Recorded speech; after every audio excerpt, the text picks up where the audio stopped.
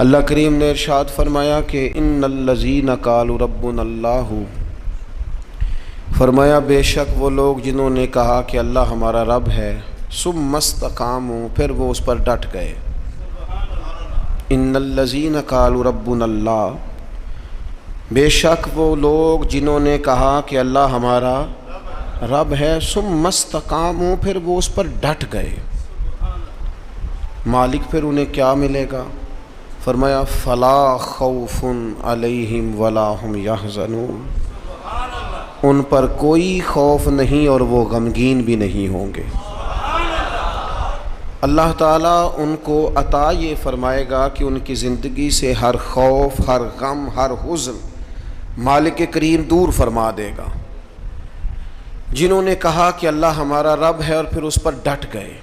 بہت سارے لوگ دین کا دعویٰ کرتے ہیں، اچھا مسلمان ہونے کا اعلان کرتے ہیں، بہت سارے لوگ خود سے بتاتے ہیں کہ میں بڑا بااصول ہوں، فلاں فلاں جگہ پہ میں بعض معاملات کے اندر بڑا سخت ہوں، لیکن ڈٹتے نہیں، کھڑے نہیں رہتے، استقامت اختیار نہیں کرتے۔ ہمارے صوفیاء فرماتے ہیں استقامت جو ہوتی ہے یہ کرامت سے بہتر ہوتی ہے۔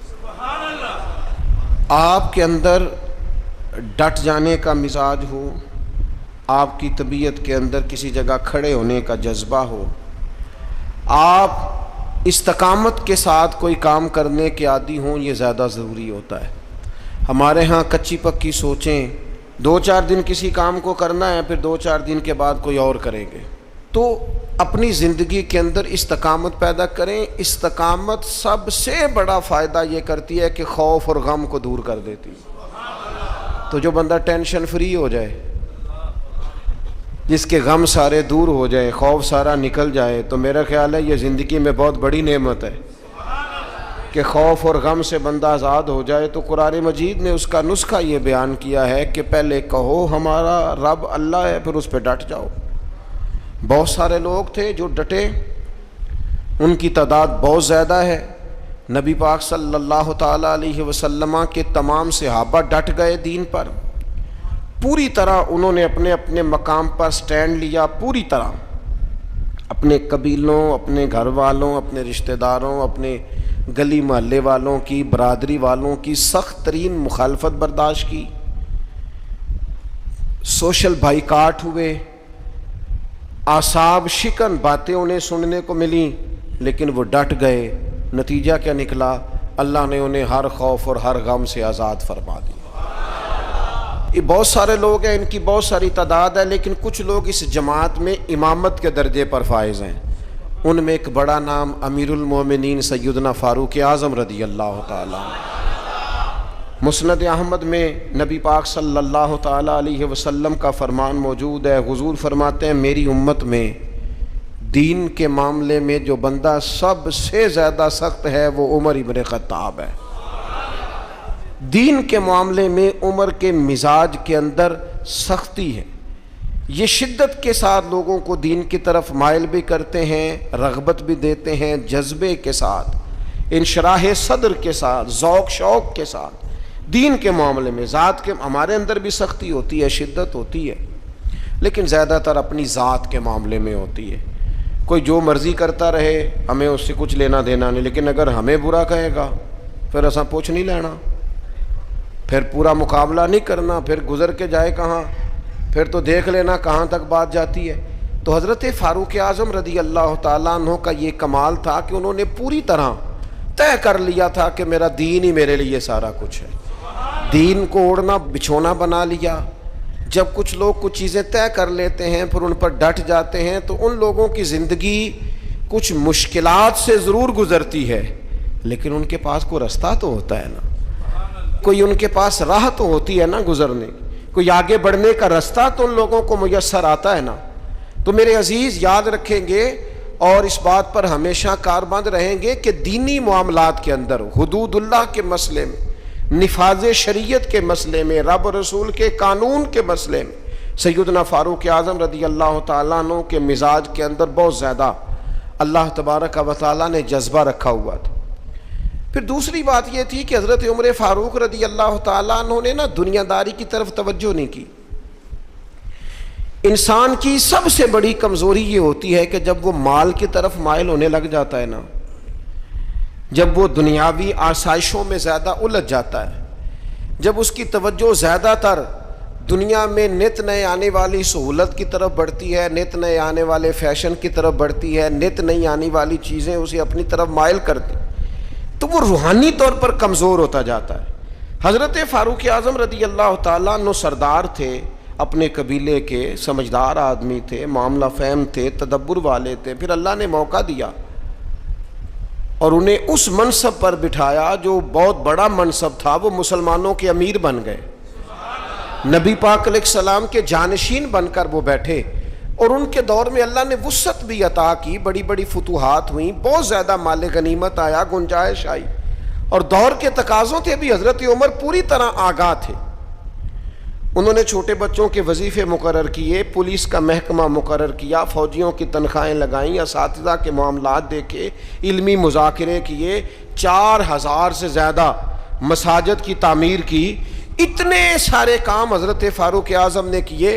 معاشرے کی جتنی بھی ضروریات تھیں ان سب سے حضرت عمر آگاہ تھے،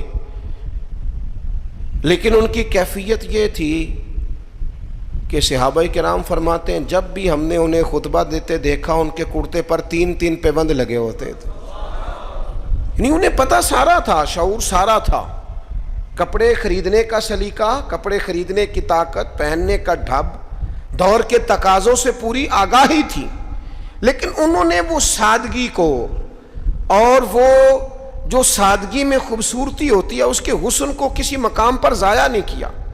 اللہ تعالیٰ نے انہیں فضیلت عطا کی، اور یہ سادگی ان کی اتنی زیادہ معروف تھی، اتنی زیادہ معروف تھی، جو بندہ دنیا دار نہیں نہ ہوتا پھر وہ بزدل بھی نہیں ہوتا، اسے مال سے، شہرت سے، لوگوں کی گڈ بک میں آنے کا بہت زیادہ شوق نہیں نہ ہوتا، اس بندے میں فکری کمزوری اور فکری انتشار بھی پیدا نہیں ہوتا۔ حضرت سعد بن ابی وقاص رضی اللہ تعالیٰ عنہ فرمایا کرتے تھے کہ عمر فاروق نے کوئی زیادہ تقدیم نہیں کی ہم سے اسلام لانے میں، بہت سارے لوگ مقدم تھے، بہت سارے لوگ ان سے پہلے اسلام لائے، لیکن آپ فرماتے ہیں وہ آگے لوگوں سے کیوں نکل گئے، بہت سارے لوگوں سے زیادہ درجہ کیوں پا گئے؟ اس لیے پا گئے کہ انہوں نے دنیا داری کی طرف توجہ نہیں فرمائی، زیادہ مال کی طرف، دولت کی طرف۔ ہم دیکھتے ہیں کسی نہ کسی مقام پر آ کر لوگوں کی توجہ دولت اپنی طرف کر لیتی ہے، شہرت اپنی طرف کر لیتی ہے۔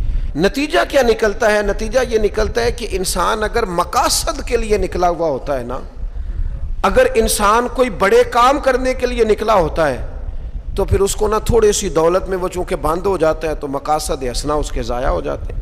تو حضرت عمر فاروق کا پھر ایک اور بات میں نے دیکھی ہے، پروٹوکول لینا، شان بتانا، اور اپنے لیے مفت کا اعزاز مانگنا، یہ بہت سارے لوگوں کا وتیرہ بن گیا ہے۔ کسی نہ کسی سفارش کے روپ میں، کسی نہ کسی نام کے روپ میں، کسی نہ کسی تعارف کے رنگ میں کہتے ہیں مجھے ذرا تھوڑا سا نا لوگوں سے ہٹ کے پروٹوکول چاہیے، میں کوئی خاص پرسنالٹی ہوں۔ یہ اتنا بڑا نقص ہے معاشرے کا، اتنا بڑا نقص ہے کہ 2 4 5 لوگ بہت سارے لوگوں کو تکلیف میں مبتلا کر دیتے ہیں، بہت سارے لوگوں کو آزمائش میں ڈال دیتے ہیں۔ ایک آدمی روڈ پہ چڑھا ہوا ہے، وہ کیا ہے؟ وہ VIP ہے، لیکن اس کے نتیجے میں کتنے لوگوں کا سفر مشکل ہو گیا، کتنی ایمبولینس تھی جن کا گزرنا مشکل ہو گیا، کتنے لوگ تھے جو تکلیف اور اذیت میں آ گئے، لیکن اس کا پروٹوکول جاری ہے۔ اور پھر اعزازات، پھر بڑی بڑی باتیں۔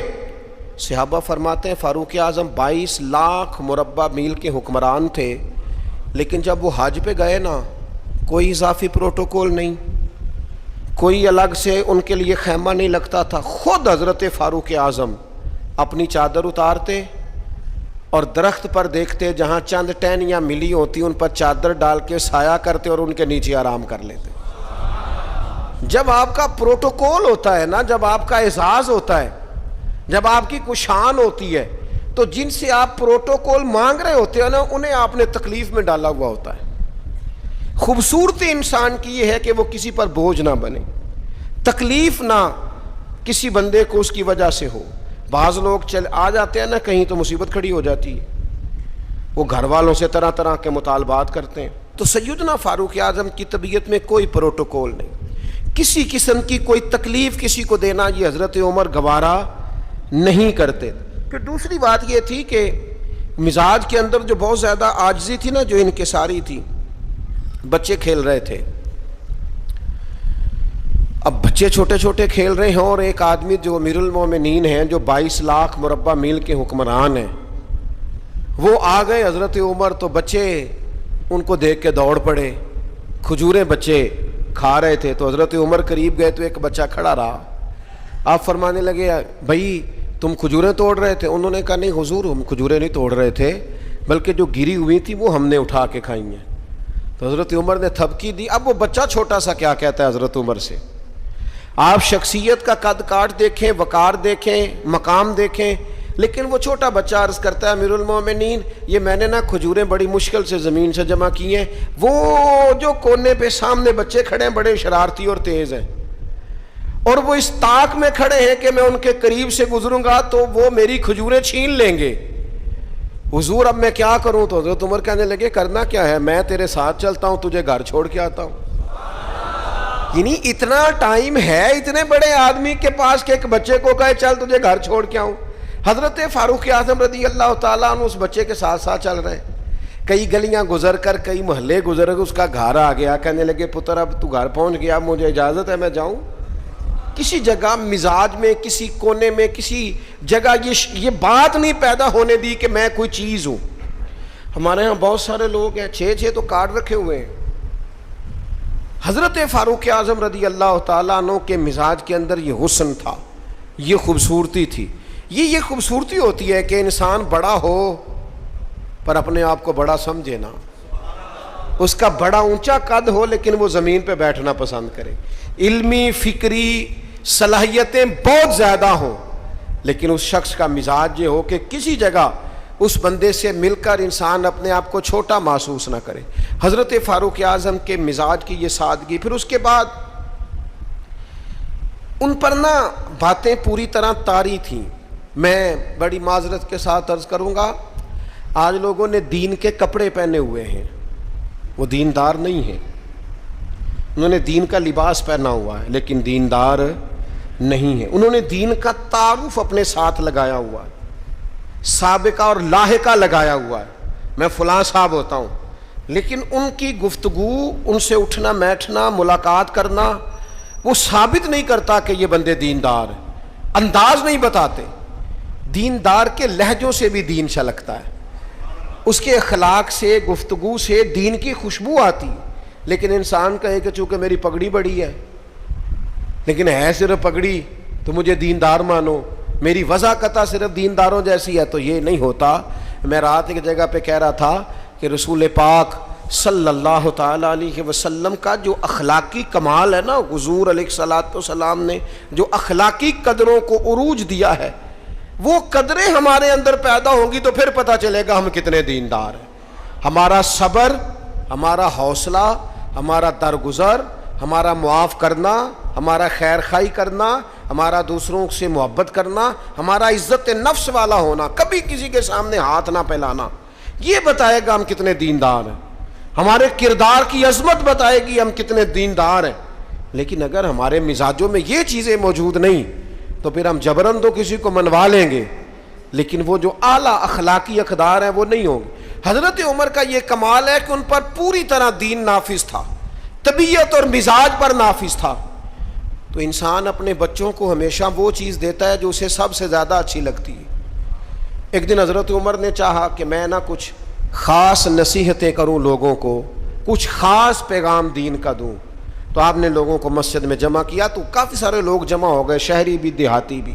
حضرت فاروق اعظم رضی اللہ تعالیٰ عنہ نے کتاب و سنت کے پیغام کو بڑا چن کے، بڑا تلاش کر کے اور بڑی ذوق سے، بڑی وارفتگی کے ساتھ، بڑے خاص لہجے میں ان لوگوں تک پہنچایا۔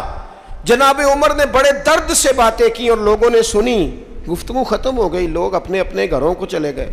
حضرت فاروق اعظم رضی اللہ تعالیٰ عنہ گھر گئے، اپنے بچوں سے، اہل خانہ سے فرمانے لگے جو گفتگو میں نے مسجد میں کی ہے تم نے بھی سنی ہے کہ نہیں؟ نے کہا جناب ہم نے بھی سنی ہے۔ آپ فرمانے لگے میں نے آخر میں ایک بات بھی کی تھی۔ کہا جی ہاں، آپ نے آخر میں کہا تھا جس نے میری بات پر عمل نہ کیا میں سزا بھی دوں گا، کوڑا بھی اٹھے گا، حد بھی جاری ہوگی، اگر جو حدود اللہ میں نے بیان کی ہیں اگر کسی بندے نے ان کو کراس کیا تو سزا بھی۔ کہا جناب بالکل ہم نے سنا ہے، آپ نے فرمایا ہے کہ جو نہ مانے گا اسے سزا بھی ہوگی۔ تو حضرت عمر کہنے لگے اب تم ایک بات اضافی سن لو، وہ جن کو میں نے تقریر سنائی ہے نا، اگر وہ نہیں مانیں گے تو سزا سنگل ہوگی، اور اگر عمر کے گھر والے نہیں مانیں گے تو پھر سزا ڈبل ہوگی۔ تمہارے لیے سزا ڈبل ہے، تمہاری ذمہ داریاں ڈبل ہیں۔ اگر کسی کا دینی تعارف ہے، اگر کوئی بڑے خاندان سے ہے، اگر کوئی اپنا تعارف کسی اونچے قبیلے سے رکھتا ہے، اگر کسی کی نسبت کسی بڑی شخصیت کے ساتھ، تو اس کی تو سزا ڈبل بتا رہے ہیں جناب عمر۔ وہ فرماتے ہیں بھی سزا ڈبل ہے، اگر تیرا عہدہ اونچا، میں پیر صاحب کا بڑا قریبی ہوں، تو تیرے اخلاق بتانے چاہیے تو کتنا قریبی ہے، تیرے اوپر اس کا اثر ہو پتہ چل جائے گا تو کتنا قریبی ہے۔ نیرا نیڑے بیٹھنے سے تو کوئی قریبی نہیں ہوتا، نیرا 20 تصویریں ساتھ آنے سے تو کوئی قریبی نہیں ہوتا۔ تعلیم کا، تربیت کا، اخلاق کا، کردار کا حضرت عمر نے فرمایا ڈبل سزا دوں گا۔ آج ہماری ساری نصیحتیں غیروں کے لیے، ہمارے سارے پیغامات اوروں کے لیے، اور جب ہمارے اپنے گھر کی باری آتی ہے، جب اپنے گھر میں نفاذ دین کی باری آتی ہے، تو بہت سارے لوگ جو ہیں وہ کمزور نظر آتے ہیں، بہت سارے لوگ جو ہیں وہ کچے نظر آتے ہیں۔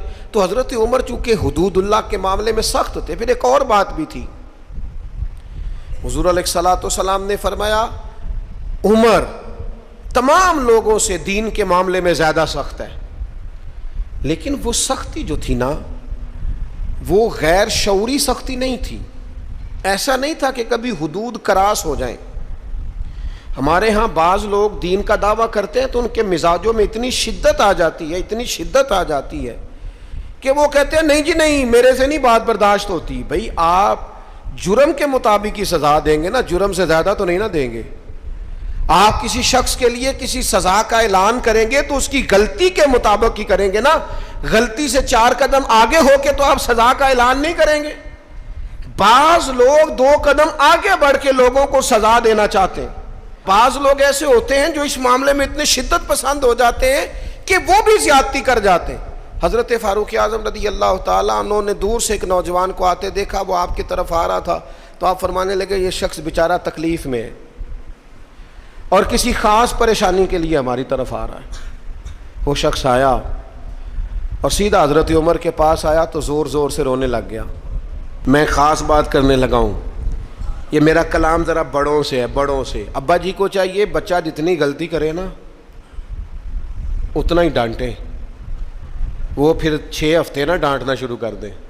استاد صاحب کو چاہیے کہ جتنی بچے کی کمزوری ہے نا، مجھے پتہ ہے سب سے زیادہ کس بات سے تکلیف ہوتی ہے، آپ کے بچے نے غلطی کی ہے، آپ اپنے بچے کو ڈانٹ لیں، سمجھا لیں، آپ کسی اور کے سامنے اس کی تذلیل کبھی نہ کریں، یہ زیادتی والی بات ہے۔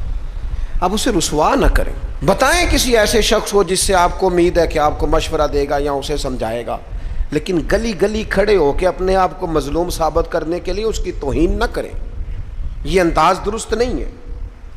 اس سے بچوں کی انسلٹ ہوتی ہے، وہ کمزور پڑ جاتے ہیں، ہر جگہ رونا رونا میرے بچے اچھے نہیں، میں بڑا پریشان ہوں۔ کیا بات کر رہے ہیں آپ؟ یہ بچہ تو آپ کی کمائی ہے، اساس ہے، حسن ہے، نسل ہے، اصل ہے، اور اس قدر زیادہ تکلیف دینا، جگہ جگہ شکایتیں، جگہ جگہ باتیں۔ ہمارے بچے ہمارے ہیں نا، تو ان کی عزت کس کی ہے؟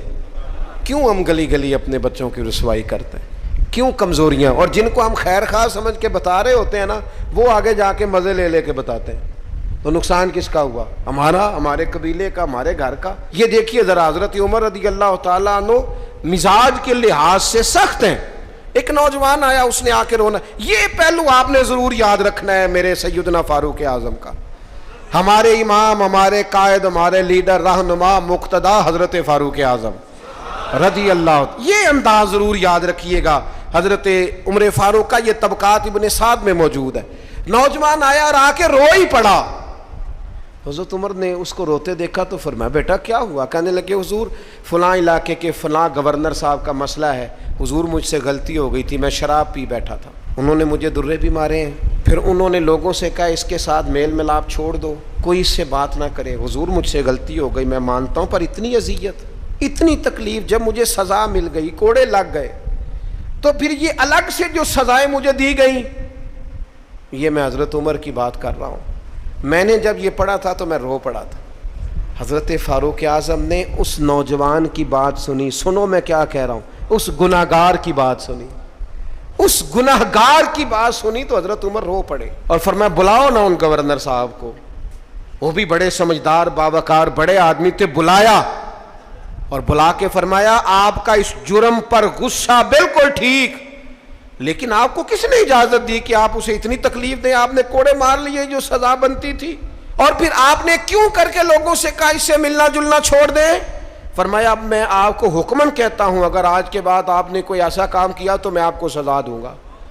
فرمانے لگے آپ نے کہا تھا نا لوگ ان سے ملے جلے نہ، فرمایا اب آپ ہی لوگوں سے کہیں ان سے ملاقات شروع کریں۔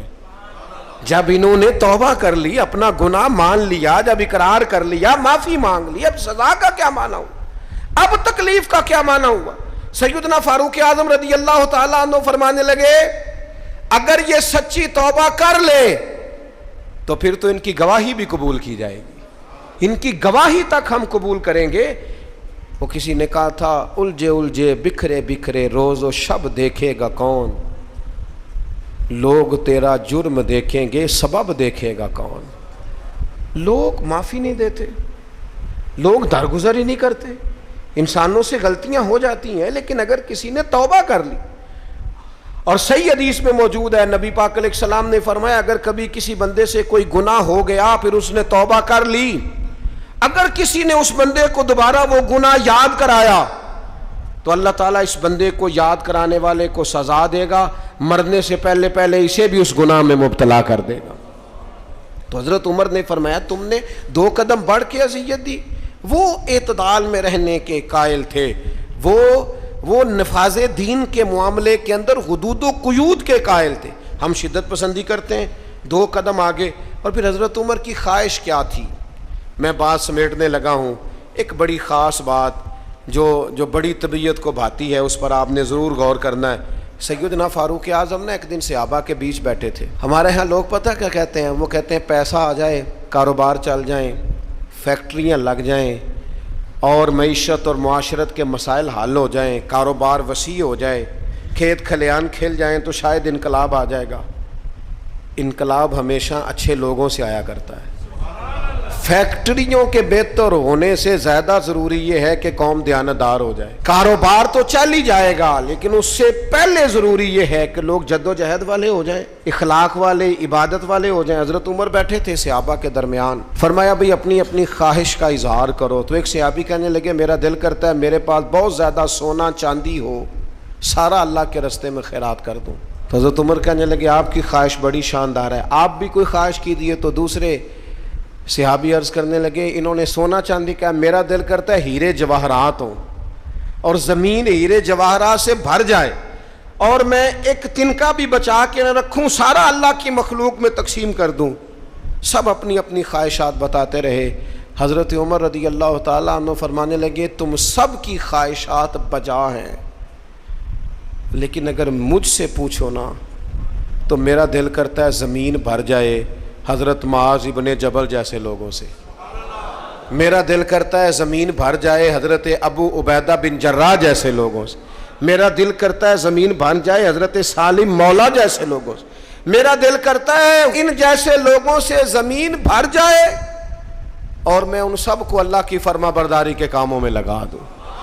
رجال کار پیدا ہوں، اچھے لوگ پیدا ہوں، مردان خدا پیدا ہوں، وہ لوگ پیدا ہوں جن کے کردار کی خوشبو سے زمانہ مہک اٹھے۔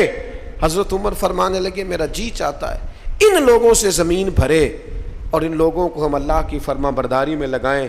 تو حضرت عمر نے ہمیں یہ سبق پڑھایا کہ چاندی اور سونا بڑا آ جائے، دودھ اور شہد کی نہریں بھی بہہ جائیں، لیکن اگر دیانتدار قیادتیں موجود نہ ہوں، اگر قوم امانت داری سے، تقوی سے، محنت سے، جد و جہد سے آری ہو تو انقلاب کیسے آئے گا؟ ہمیں سبق دیا کہ رجال کار تیار کرو، تعلیم و تربیت کے ساتھ ایسے لوگوں کو تیار کیا جائے جن کا اخلاق دین کے مطابق ہو، کردار دین کے مطابق ہو، سوچوں پہ اللہ کے خوف کا پیرا ہو، ان کی زندگی نکھری ہوئی ہو، سجی ہوئی ہو، سنوری ہوئی ہو، ایسے لوگ جب امت تیار کرنے میں کامیاب ہو جائے گی، مزاج بن جائے گا، پھر دیکھیں گے کہ انقلاب کس عظمت کے ساتھ، کس بلندی کے ساتھ آتا ہے۔